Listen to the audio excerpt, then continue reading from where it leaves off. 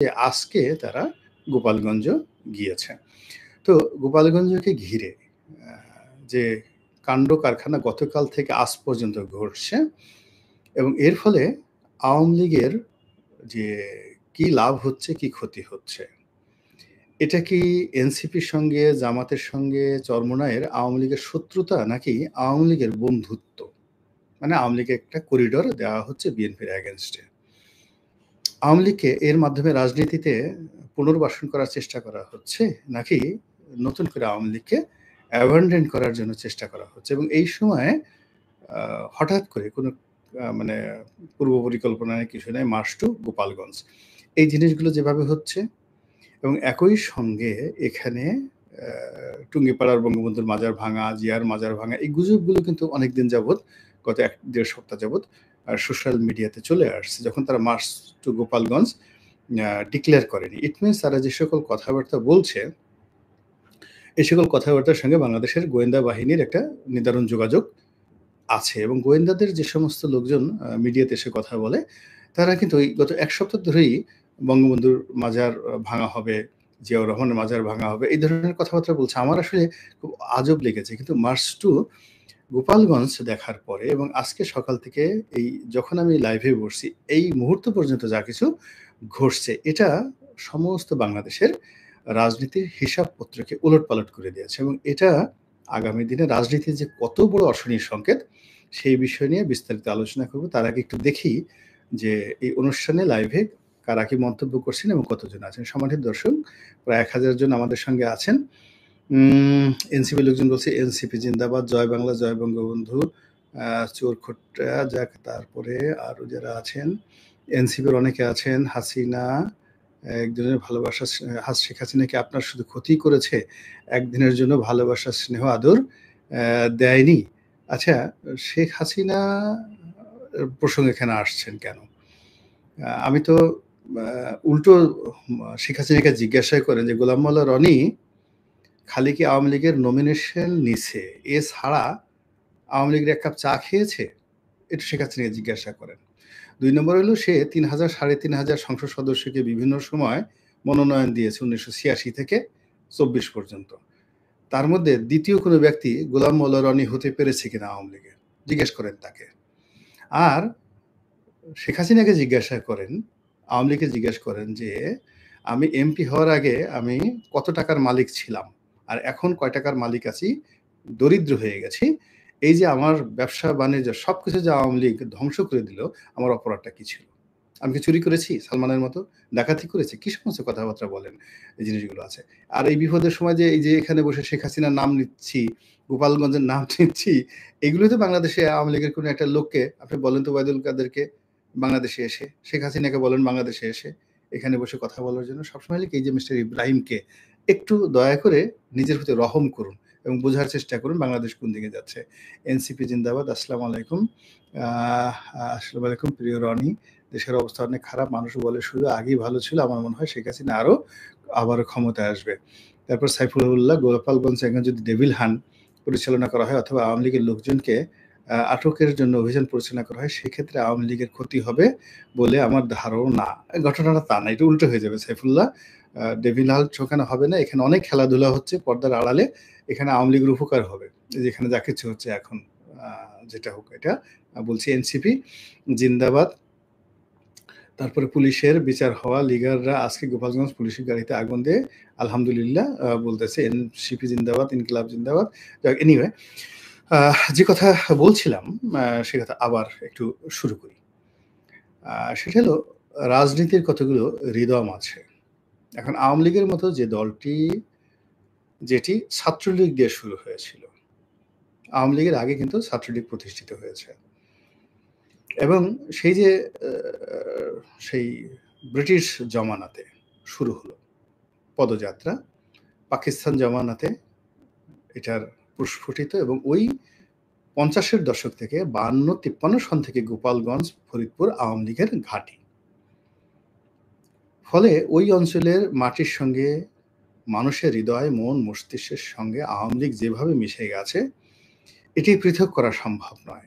এটার যে political philosophy রয়েছে, এটার যে পলিটিক্যাল সূত্র রয়েছে এটা এই তরুণ প্রজন্মের যারা আছেন, তারা যেভাবে বোঝার চেষ্টা করছেন না, অনুধাবন করার চেষ্টা করছেন না এবং একইভাবে চিন্তা করুন যে আ ওদেরকে যারা বুদ্ধি দিচ্ছেন, ওদেরকে যারা টাকা দিচ্ছেন তারাও এই বিষয়টা বুঝতেছেন না।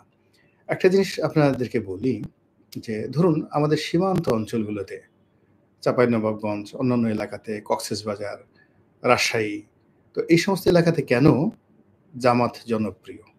আজকে থেকে নয়। সেই ব্রিটিশ জমানা থেকেই কেন জামাত জনপ্রিয়? এটার একটা পলিটিক্যাল থিওরি নিশ্চয়ই আছে। আচ্ছা বলেন তো বগুড়া, ফেনী, এই কুমিল্লা এই অঞ্চলগুলোতে বিএনপি কেন জনপ্রিয়? একেবারে বগুড়াতেই আপনি বিএনপির ঘাঁটি কেন বলেন? অথবা ধরুন গাইবান্ধা, রংপুর এই অঞ্চলগুলোতে কুড়িগ্রাম, নীলফামারী কেন জাতীয় পার্টির এরশাদ এখনো জনপ্রিয়? এবং এখনো যদি ভোট হয় ওখানে জাতীয় পার্টির প্রার্থী জয়লাভ করে আসবে কেন বলেন? আমরা তো সারা বাংলাদেশ জাতীয় পার্টিকে কোনো পার্টিই মনে করি না, দলই মনে করি না। কিন্তু বাস্তবতা হলো যে উত্তরবঙ্গে এখনো ফেয়ার ইলেকশন দিলে তারা ২৫ থেকে ৩০ টি সিট ওখান থেকে ইলেকশনে পাস করে আসবে। জাতীয় পার্টির বাইরে ওখানে লাঙ্গলের বাইরে কোনো প্রতীকই কাজ করবে না। তদ্রূপ বৃহত্তর ফরিদপুর মানে গোপালগঞ্জ, ফরিদপুর, রাজবাড়ী, তারপরে শরীয়তপুর, মাদারীপুর। এখান থেকে এগিয়ে যান বরিশালের মধ্যে অর্ধেকটা বরিশাল, পটুয়াখালীর অর্ধেক, বরগুনার অর্ধেক, মানে এই দক্ষিণাঞ্চলের জেলাগুলো অর্ধেক বিএনপির আর অর্ধেক হলো আওয়ামী লীগ। কিছু, কিছু আওয়ামী লীগ আমাদের বরিশাল বিভাগে আছে এলাকাতে যেখানে টুঙ্গিপাড়ার চাইতে বা গোপালগঞ্জের চাইতেও সেখানে আওয়ামী লীগ বেশি জনপ্রিয়। যেমন আমার যে নির্বাচনী এলাকা গলাচিপ এবং দশমিনা। এটা এখানে আপনি কল্পনা করতে পারবেন না এখানে আওয়ামী লীগ কি পরিমাণ জনপ্রিয়। এরকম রয়েছে। এই কারণটা কি? কারণটা হলো রাজনীতির একটা সূত্র রয়েছে। সেই সূত্রটা হলো এটা বংশ থেকে বংশ পরম্পরায় এটা আ যাকে বলা হয় ভাইরাসের মতো ছড়াতে থাকে। বাপ যে রাজনীতি করে ছেলে সেই রাজনীতি করে। এটাই আমাদের দেশ নয়, সারা দুনিয়াতে হাজার বছরের ইতিহাস। আবার ধরুন আঞ্চলিকতা ভেদে অর্থাৎ নেতা যে এলাকার, সে এলাকার লোকজন তাকে সাপোর্ট করে। এমনকি আপনি ধরেন এলাকাতে যে চেয়ারম্যান ইলেকশন হয়, উপজেলা ইলেকশন বা এমপি ইলেকশন হয়, সেখানেও একটা আঞ্চলিকতা কাজ করে। ২ টো থানা আছে। একটা থানাতে ধরেন ৫০,০০০ ভোট, আরেকটা থানাতে ১.৫ লাখ ভোট। তো এমপি ইলেকশন যদি করতে হয় তো ওই ১.৫ লাখ ভোট যে এলাকাতে, ওই এলাকার প্রার্থী হতে হবে। যে দল ওই এলাকার প্রার্থী দিবে তারাই জয়লাভ করবে। কিন্তু দেখা গেল আপনি খুব যোগ্যতম একটা প্রার্থী দিলেন, কিন্তু তার বাড়ি অন্য থানায় যেখানে ৫০,০০০ ভোট। সেই প্রার্থী কোনোদিন বাংলাদেশে পাস করবে না। এটা হলো আমাদের দেশের রাজনীতির একটা নর্মস এবং কালচার। তো সেই দিক থেকে এই যে গোপালগঞ্জ, এটা একেবারে আওয়ামী লীগ যতদিন আছে, বঙ্গবন্ধু যতদিন এই নামটা থাকবে বাংলাদেশে, ততদিন পর্যন্ত এই গোপালগঞ্জ, বৃহত্তর ফরিদপুর এটা আওয়ামী লীগের একটা ভোট ব্যাংক। এই গেল ১। ২ নম্বর হলো যে এনসিপি এই যে এখানে যে গেলেন বা যারা এইখানে অনুষ্ঠান করতে গেলেন, এটা তাদের ঠিক হয়েছে কিনা? আমি বলব যে এটা কোনো অবস্থাতেই তাদের ঠিক হয়নি। এটা তাদের একটা রং সিদ্ধান্ত। তারা বয়সের তরুণ। রাজনীতির এই খেলাধুলাগুলো তারা বোঝেন না এবং তারা এখনো পর্যন্ত আওয়ামী লীগ, বিএনপি, জামাতের মতো কম্পোজিট আ যোগ্যতা অর্জন করেননি। মানে আ যেমন বিএনপিতে বুদ্ধি দেওয়ার জন্য বিএনপির ভিতরে লোক আছে। তাদেরকে কোনো ইউটিউবারের বুদ্ধি দরকার হয় না। আবার বিএনপিকে ফাইন্যান্স করার জন্য বিএনপি করে এরকম লোকই আছে টাকা-পয়সা দেওয়ার মতো। আওয়ামী লীগেরও আছে, জামাতেরও আছে। তাহলে টাকা আছে, নিজেদের বুদ্ধি আছে, আর নিজেদের সাংগঠনিক ক্ষমতা রয়েছে। তো সেই দিক থেকে আপনি চিন্তা করেন এনসিপির যে ফান্ডামেন্টাল পাওয়ার কি? তাদের তো কোনো ফান্ডামেন্টাল পাওয়ার নেই। একটা আবেগ মানে আমাদের দেশের যে আ গণ অভ্যুত্থান হয়েছে, শেখ হাসিনার পতন হয়েছে, এই আবেগের যে ফসল আমাদের কিছু তরুণ বিপ্লবী, এই আবেগটাই শুধুমাত্র তাদের পুঁজি। কিন্তু তাদের রাজনৈতিক অভিজ্ঞতা, তাদের অর্থ, তাদের বংশমর্যাদা, তাদের যাকে বলা হয় কানেক্টিভিটি, সোশ্যাল কানেক্টিভিটি, এটি ছাত্রলীগ বা ছাত্রদলের আপনি ধরুন ১০০ জন ছাত্রলীগের ১০০ জন নেতার মধ্যেও মানে এখন যারা এখানে শীর্ষ পর্যায়ে আছেন তারা তাদের বিগত জীবনে পৌঁছাতে পারেননি এবং এখনো যদি এদের পেছন থেকে ডক্টর ইউনূসকে সরিয়ে নেওয়া হয়, তারপরে শেষে এদের পেছন থেকে যদি জামাত সরে যায়, এদেরকে যারা টাকা পয়সা দিচ্ছে তারা যদি টাকা পয়সা না দেয়, তাহলে এখানে যারা নেতৃবৃন্দ রয়েছেন তারা ছাত্রলীগ, শিবির এবং ছাত্রদলের যে টপ 100 যে লিডার তাদের সঙ্গে এক টেবিলে বসে রাজনীতি করবেন। এই অবস্থায় তারা এখনো পৌঁছান নাই। তো ফলে কি হচ্ছে, তারা টাকা আনছে কোনো শিল্প গ্রুপের কাছ থেকে। ইউনূস সাহেব তাদেরকে টাকা ওইভাবে দিচ্ছেন না, কেন ইউনূস সাহেব বেসিক্যালি একজন কৃপণ মানুষ এবং তিনি উপার্জন করতে জানেন, কিন্তু রাজনীতির ময়দানে টাকা খরচ করতে হলে বিশাল একটা হৃদয় লাগে, হার্ট লাগে। তো সেটা ইউনূস সাহেবের এখনো হয়নি। ফলে ইউনূস সাহেব এই ছেলেদেরকে টাকা দিচ্ছে, আমার কাছে এটা মনে হচ্ছে না। ফলে এই ছেলেরা বিভিন্ন কর্পোরেট হাউস থেকে তারা টাকা পয়সা আনছে। ফলে সেই কর্পোরেট হাউসের বুদ্ধি তাদেরকে শুনতে হচ্ছে, ডিমান্ড তাদেরকে শুনতে হচ্ছে। ২ নম্বর হলো তাদের নিজেদের বুদ্ধি নেই। তারা কখনো ফরহাদ মাজারের কাছে যাচ্ছে, কখনো পিনাকি সাহেবের কাছে যাচ্ছে, তারপরে তারা কখনো মাহমুদুর রহমান আমার দেশ সম্পাদক তাদের কাছে যাচ্ছে। এরকম অসংখ্য মানুষের, জামাতের আমিরের কাছে যাচ্ছে, জামাতের নেতা ডক্টর শফিকের কাছে যাচ্ছে। তো এদের সবার বুদ্ধি পরামর্শ নিয়ে তারা একটা সিদ্ধান্ত নিতে হচ্ছে। এরপর হলো যে জনসমর্থনের জন্য তাদেরকে এখন সবার সহযোগিতা নিয়ে মাঠে যেতে হচ্ছে। তো সেই ক্ষেত্রে এই শক্তি, যেখানে আবেগ এবং মানে তাদের পুরো যে শক্তির যে সূচকগুলো আছে যেগুলো বাইরে থেকে আসছে, এইগুলো নিয়ে সামনে এগোনোর জন্য তাদের সবচেয়ে নিরাপদ জায়গা ছিল ঢাকা শহর এবং অন্যান্য যে সকল মেট্রোপলিটন সিটিগুলো রয়েছে, যেমন গাজীপুর, নারায়ণগঞ্জ, রাজশাহী, সিলেট, এই জায়গাগুলোতে যেখানে আধুনিক লোকগুলো বসবাস করে, শিক্ষিত লোকগুলো বসবাস করে এবং যেটাকে ফ্লোটিং ভোট বলা হয়, ভ্রাম্যমান ভোট বলা হয়, সেই ভ্রাম্যমান ভোট সবচেয়ে বেশি এই সমস্ত এলাকাতে।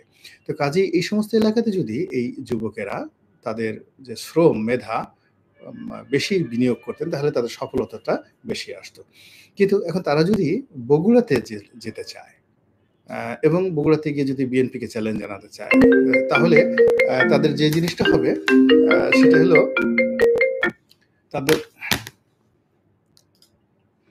তাদের যেটা হবে সেটা শুধুমাত্র তারা পরাজিত হতে থাকবে, অপমানিত হতে থাকবে আর কি। তো সরি, আমার একটা ফোন আসতেছে বারবার, শুধুমাত্র এই। তো এরপরে যেটা হবে যে তারা শুধু বারবার পরাজিত হতে থাকবে। তো সেই দিক থেকে আমার কাছে মনে হচ্ছে যে এই যে তারা গোপালগঞ্জ গেল, এটা তাদের একটা ঐতিহাসিক ভুল। এখন দেখেন গোপালগঞ্জে কি ঘটেছে। প্রথমত গত কয়েক মাস যাবৎ ছাত্রলীগের কোনো মিটিং হয় নাই, মিছিল হয়নি। শেখ হাসিনার নামে কোনো স্লোগান হয়নি, বঙ্গবন্ধুর নামে কোনো স্লোগান হয়নি। কিন্তু গত 2 দিন ধরে পুরো গোপালগঞ্জের প্রত্যন্ত অঞ্চলে, গ্রামে গঞ্জে হাজার হাজার মানুষ রাস্তায় নেমে আসছে।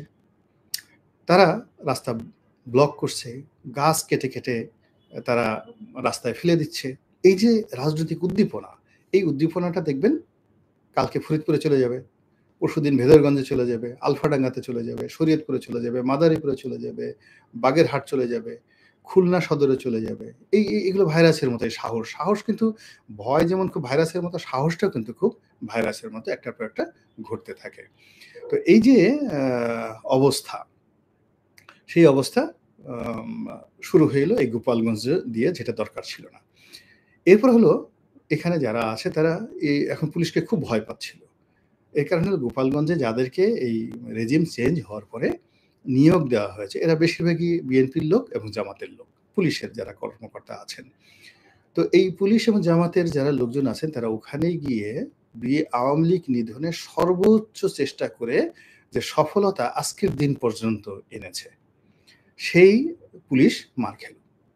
এবং সঙ্গত কারণে ছাত্রলীগের যারা বা যুবলীগের যারা, আওয়ামী লীগের যারা লোকজন আছে, তারা তো বুঝতে পারছে যে এই পুলিশ গোপালের পুলিশ না, এই পুলিশ আওয়ামী পুলিশ না, এই পুলিশ হলো জামাতি পুলিশ এবং এই পুলিশ বিএনপির পুলিশ। তো বিএনপি তো এখন কাজ করছে না, এখন যে পুলিশ আছে জামাতি পুলিশ। এবং জামাতি পুলিশ আপনি দেখলেই বুঝতে পারবেন যে এরা জামাতের পুলিশ। মুখে খোঁচা খোঁচা দাড়ি, কথাবার্তা ওইরকম গালগুল আপনি দেখলেই জামাতের মধ্যে একটা দাড়িপাল্লা ভাব আছে। সেটা পুলিশে থাকুক আর সিভিল সার্ভিসে থাকুক আপনি বুঝতে পারবেন। এই যে জামাতি পুলিশগুলো অ্যাসল্টেড হলেন এবং সামনের দিনগুলোতে তারা টার্গেটে পরিণত হলেন। ফলে জামাত তাদেরকে যেভাবে পুলিশ দিয়ে সহযোগিতা করতে পারত, ওটা হলো না। সবচেয়ে বড় ব্যাপার হলো যে বঙ্গবন্ধুর মাজার থেকে শুরু করে বিভিন্ন এলাকা এই যে এখন র‍্যান্ডমলি সেনাবাহিনী টহল দিচ্ছে এবং পাহারা দিচ্ছে। তো সেনাবাহিনী যখন পাহারা দিচ্ছে বঙ্গবন্ধুর মাজার রক্ষা করার জন্য, তখন আল্টিমেটলি রেজাল্টটা কার দিকে গেল? আওয়ামী লীগের দিকে গেল।